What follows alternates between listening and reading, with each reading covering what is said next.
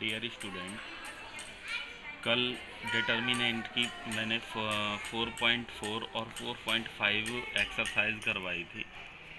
उससे पहले जो भी पोर्शन डिटर्मिनेंट का था वो हम क्लास में कर चुके थे, लेकिन कुछ बच्चों की मैसेज आया था कि वो हमारी क्लियर नहीं है। तो मैं आपको एक चीज़ बताना चाहता हूँ कि जो 4.2 एक्सरसाइज है जिसमें प्रॉपर्टीज ऑफ डिटर्मिनेंट हैं, वो जिस तरीके से हमने क्लास में करवाया था उस तरीके से वीडियो बनाना इम्पॉसिबल है, क्योंकि इतना लेंथी पोर्शन हो जाएगा कि हमारे लिए बहुत बड़ी दिक्कत हो जाएगी।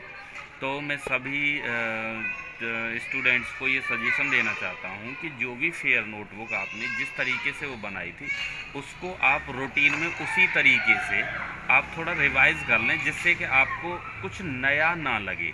बाकी अगर डाउट्स या प्रॉब्लम्स हैं तो उनको जब भी हम क्लास में मुलाकात होगी तो एक बार रूटीन में उसको करवा देंगे, उसके लिए आप टेंशन ना लें। अब जो मैं पोर्शन बताने जा रहा हूँ वो एग्ज़ाम के व्यू से, पॉइंट ऑफ व्यू से बहुत ही इम्पोर्टेंट है और इसमें से एक बड़ा वाला क्वेश्चन बनता है। तो ये एक्सरसाइज मोस्ट इम्पोर्टेंट है, आपको ये एक्सरसाइज बहुत ही केयरफुली और अच्छी तरीके से करनी है। तो जो एक्सरसाइज है वो क्या है कि solution of system of linear equations using inverse of A matrix. जैसे 10th क्लास में हमने लीनियर इक्वेशंस पढ़े थे, linear equations is two variable, तो उनको हमने सॉल्व किया था। यहाँ पे वहाँ वेरिएबल 2 थे, यहाँ पे 2 भी होंगे और 3 भी होंगे, तो उसे हमें मैट्रिक्स मेथड से सॉल्व करना है। तो किस तरीके से करना होगा, मान के चलो आपको जो लीनियर इक्वेशंस हैं वो इस तरीके से दिए हुए हैं, a1x plus b1y plus c1z equals to d1। दूसरा दिया हुआ है a2x plus b2y plus c2z equals to d2। तीसरा दिया हुआ है a3x plus b3y plus c3z equals to d3। ठीक है, हमने क्या है, इस पूरे सिस्टम को, जो 3 इक्वेशन है, इस पूरे सिस्टम को हमने फर्स्ट इक्वेशन मान लिया है। ठीक है, फर्स्ट इक्वेशन मान लिया है। तो ध्यान रहे, ये जो इक्वेशंस आपको दे रखे हैं इनमें से आप क्या काम करेंगे कि जो x, y और z के कोएफिशिएंट्स दे रखे हैं उनसे आपको एक मैट्रिक्स तैयार करनी है। वो क्या होगी, फर्स्ट इक्वेशन में x, y, z, मतलब इस इक्वेशन में x, y, z के जो कोएफिशिएंट्स हैं उनको आप मैट्रिक्स की फर्स्ट रो में लिखेंगे, दूसरे वाले के को दूसरी रो में लिखेंगे, तीसरे वाले के को तीसरी रो में अरेंज करके एक मैट्रिक्स तैयार करेंगे जिसका नाम होगा ए। सभी के लिए एक ही मेथड है पूरी एक्सरसाइज के लिए। दूसरा, जो हमारे वेरिएबल्स हैं, अगर 3 वेरिएबल हैं तो 3 वेरिएबल की कॉलम में मैट्रिक्स बना दो, 2 हैं तो 2 की बना दो। अब जैसे यहाँ पे 3 दे रखे थे x, y और z, तो आपको एक x matrix x, y, z column matrix बनानी है। उसके बाद में फिर आपको एक बी मैट्रिक्स बनानी है जो इक्वेशंस में जो इक्वल में कांस्टेंट दे रखे हैं उनसे। ठीक है, तो ये बन जाएगी d1, d2, d3। तो सीधी सी बात है कि जो हमारा ये जो सिस्टम दे रखा था उसको हम कैसे लिख सकते हैं, दूसरे तरीके से ax इक्वस टू बी। भाई a का x में मल्टीप्लाई करोगे तो ये वाला आ जाएगा, इक्वस टू b आपका ये दे रखा है। क्लियर। अब हमें इसका जो है सॉल्यूशन का मेथड देखना है कि किस तरीके से हमें ये सॉल्व करने होते हैं। सिचुएशन है, इसमें नोट लिखा हुआ है, फर्स्ट नोट है, if determinant A not equals to 0। अगर डिटर्मिनेंट 0 नहीं है तो याद रखिए वो मैट्रिक्स नॉन सिंगुलर होगी। कैसी होगी, नॉन सिंगुलर होगी।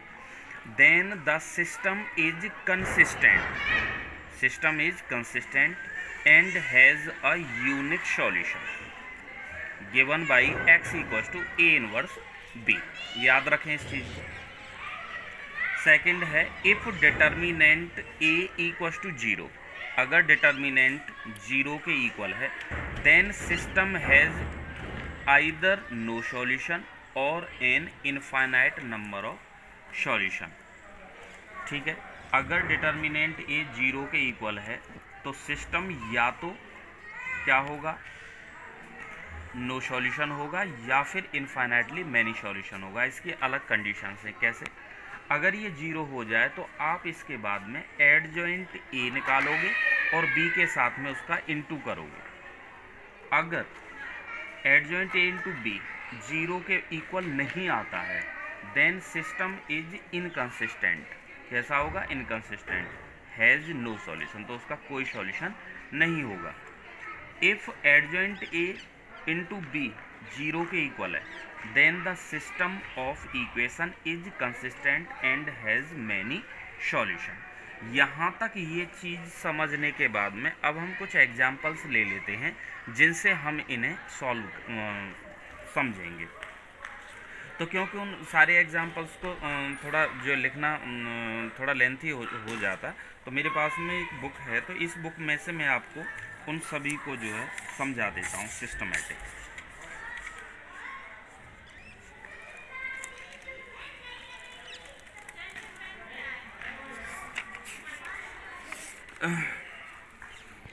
जैसे एग्जाम्पल नंबर 2 को देखेंगे। एग्जाम्पल दिया हुआ है और ये CBSE में आया हुआ भी है 2009 में, तो थोड़ा ध्यान से देखिएगा। Solve the following system of equation. देखो 3 इक्वेशन दे रखे हैं। 2x 8y plus 5z equals to 5 पहला है, x plus Y plus Z equals to -2 दूसरा है, x plus 2y minus Z equals to 2 ये आपका तीसरा है। तो देखिए हमारा जो ये जो इक्वेशंस हैं वो किस फॉर्म में होते हैं? ax इक्वल्स टू b वाली फॉर्म में होते हैं। कैसी फॉर्म में होते हैं? ax इक्वल्स टू b वाली फॉर्म में। तो यहाँ पे a क्या है? जो मैंने आपको बताया था कि फर्स्ट इक्वेशन में x y z के जो कोएफिशिएंट है उनको फर्स्ट रो में, दूसरे वाले की को सेकंड रो में, तीसरे वाले की को थर्ड रो में आप लिख देंगे। x क्योंकि 3 वेरिएबल है तो x y z, b equals to जो कांस्टेंट है वो कॉलम मैट्रिक्स में है। सबसे पहला काम क्या है कि हमें ये देखना है कि इसका डिटर्मिनेंट 0 है या नहीं है। तो पहले इसका डिटर्मिनेंट a निकालेंगे। तो जब हम इसको सॉल्व करेंगे, सॉल्व करना आप सभी जानते हैं, तो जब हम सॉल्व कर रहे हैं तो वो 15 आया है सॉल्व करके, 0 तो नहीं है ना। अब ये 0 नहीं है तो इसका मतलब है कि मैट्रिक्स कैसी है? नॉन सिंगुलर है। नॉन सिंगुलर है तो सिस्टम हैज़ यूनिक सॉल्यूशन। तो वही चीज़ उसने लिखी है कि a is non singular and hence the system has a unique solution. तो यूनिक सॉल्यूशन है तो वो कैसे? सॉल्यूशन हम निकालते कैसे हैं? ये सिचुएशन दे रखी होती है ax इक्वल्स टू b और निकालते कैसे हैं? x equals to a inverse b। कैसे निकालते हैं? a इनवर्स b निकालते हैं। यहाँ तो यार शोर होता है। x equals to a inverse b। तो सबसे पहले आप क्या काम करेंगे? हमें a इनवर्स निकालना है। क्या करना है? a इनवर्स निकालना है। तो a इनवर्स निकालने के लिए क्या करेंगे कि पहले कोफैक्टर निकालेंगे। जैसा कि कल हमने ये सारी चीज़ें पढ़ी थी, कोफैक्टर निकालेंगे सारे के सारे, वो आराम से आप निकाल सकते हैं। कोफैक्टर निकालने के बाद में फिर ए इनवर्स निकालेंगे। तो ए इनवर्स का क्या फॉर्मूला होता है? A inverse equals to 1 upon determinant A into adjoint A होता है। क्या होता है? 1 upon determinant A into adjoint A equals to 1 upon 15 and this. तो ये आपका ए इनवर्स निकल आया। यहाँ तक आपको कोई भी मुश्किल नहीं होगी। इतना करने के बाद में आप क्या कहेंगे कि वी हैव या वी नो दैट जो भी है x equals to A inverse B, जो सिचुएशन अभी हमने दिखाई थी, x equals to A inverse B. x क्या है? x y z है आपका। ए इनवर्स की जगह पे ए इनवर्स रख दीजिए और b रख दीजिए। इसको जब आप सॉल्व करेंगे, भाई मल्टीप्लाई करनी है, 15 से डिवाइड करना है, तो ये आएगा -3 2 एंड -1। तो सॉल्यूशन क्या आया? x का मतलब तो -3 है, y का मतलब 2 है, z का मतलब -1 है। ये आपका आंसर हो गया। तो ये जो भी क्वेश्चन हमने किया है ये 6 नंबर का है। कितने नंबर का है? 6 नंबर का है। तो सब इसकी मैं 2 वीडियो बनाना चाहता हूँ इस एक्सरसाइज की। वास्तव में अगर देखा जाए तो जो मैंने ये एक एग्जाम्पल बताया है, इसी एक एग्जाम्पल से आपके NCERT पोर्शन की जो है वो एक्सरसाइज कंप्लीट हो जानी है। तो पहले मैं ये चाहता हूँ कि पहले आप इस एक ही क्वेश्चन एग्जाम्पल को ध्यान से समझने के बाद में आप पूरी एक्सरसाइज को करेंगे पहले। उसके बाद में जो मिसलिनियस वाली बात आएगी उसमें कुछ अलग से भी क्वेश्चन होंगे, उसकी मैं अलग से जो है और जो मेथड है, जो मैंने 3 मेथड और बताए हैं कि भाई डिटर्मिनेंट ए 0 हो जाए तो क्या करें, तो वो सिचुएशन की एक अलग वीडियो डालूंगा। तो पहले आप इसी को समझने के बाद में पहले आप एक्सरसाइज जो 4.6 है उसे कंप्लीट करेंगे। वो मैं आपको दिखा देता हूँ, उसमें कोई भी ऐसा क्वेश्चन नहीं है जो मुश्किल वाला है।